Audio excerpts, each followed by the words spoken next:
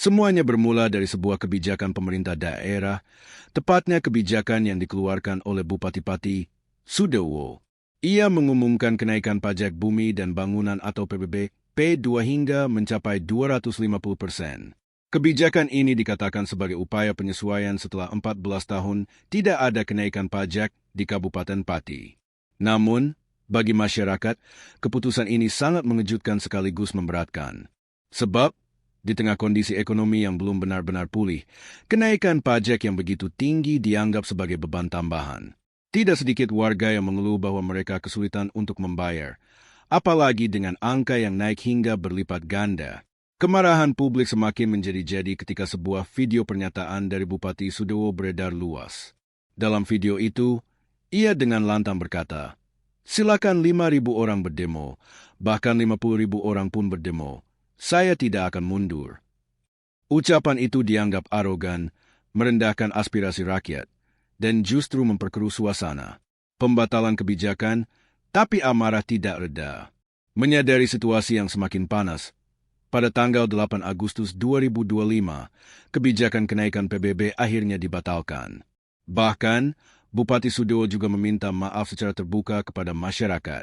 Namun, rupanya permintaan maaf dan pembatalan kebijakan itu tidak cukup.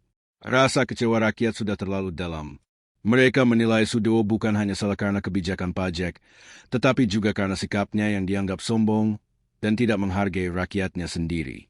Maka, gelombang protes tetap berjalan, bahkan semakin membesar. Hari demo besar di Pati. Tanggal 13 Agustus 2025 menjadi momen yang mencatat sejarah di Kabupaten Pati. Ribuan, bahkan puluhan ribu orang, tumpah ruah di jalan. Ada yang mengatakan jumlahnya mencapai 50.000. Bahkan ada laporan lain yang menyebut hampir 100.000 orang ikut turun ke jalan. Alun-alun Pati dan area sekitar pendopo kabupaten dipenuhi lautan manusia yang membawa spanduk, poster, dan pengeras suara. Mereka berteriak-teriak meminta agar Bupati Sudewo mundur dari jabatannya. Awalnya, aksi itu berlangsung damai. Namun, semakin siang, suasana mulai memanas. Orasi-orasi yang dibacakan penuh dengan emosi, ditambah desakan dari massa yang terus bertambah. Kericuhan pecah. Ketegangan akhirnya pecah. Massa mulai melempari pendopo kabupaten dengan berbagai benda. Ada botol air mineral, sandal, hingga buah-buahan busuk.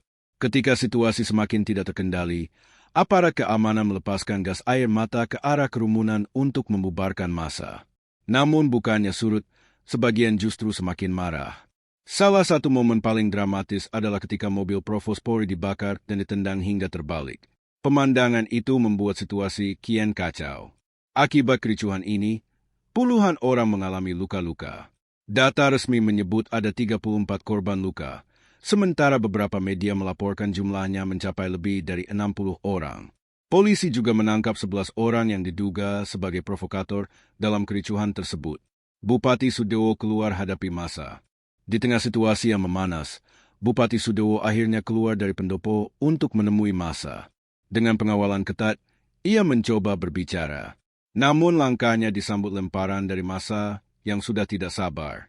Dalam kesempatan itu, ia kembali meminta maaf dan berjanji akan memperbaiki semua kesalahan. Akan tetapi, bagi sebagian besar masyarakat, permintaan maaf itu sudah terlambat. DPRD turun tangan. Melihat gejolak yang begitu besar, DPRD Kabupaten Pati akhirnya membentuk panitia khusus atau pansus untuk membahas kemungkinan pemakzulan Bupati Sudewo.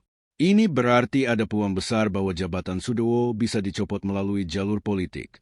Di sisi lain, Partai Gerindra, yang merupakan partai pengusung Sudewo, memberikan peringatan keras dan pembinaan khusus. Bahkan Ketua Umum Partai Gerindra, Prabowo Subianto, ikut memantau kasus ini. Peristiwa demo di Pati bukan hanya soal kenaikan pajak. Lebih dari itu, ini adalah letupan dari rasa tidak percaya masyarakat terhadap pemimpinnya. Rakyat merasa ditinggalkan, disepelekan, bahkan direndahkan oleh sikap arogan seorang pejabat publik. Kini, bola panas ada di tangan DPRD Pati dan Partai Gerindra. Apakah mereka akan benar-benar menurunkan Sudewo dari kursinya? Ataukah semua ini hanya akan berakhir dengan janji perbaikan yang tidak jelas? Satu hal yang pasti, peristiwa ini menjadi pelajaran besar bahwa suara rakyat tidak bisa dianggap remeh. Sekali rakyat merasa tersakiti, gelombang perlawanan bisa meledak kapan saja. Apapun akhirnya nanti, sejarah akan mencatat bahwa pada Agustus 2025, rakyat Pati Bersatu menyuarakan tuntutannya, dan seluruh Indonesia ikut menyaksikan.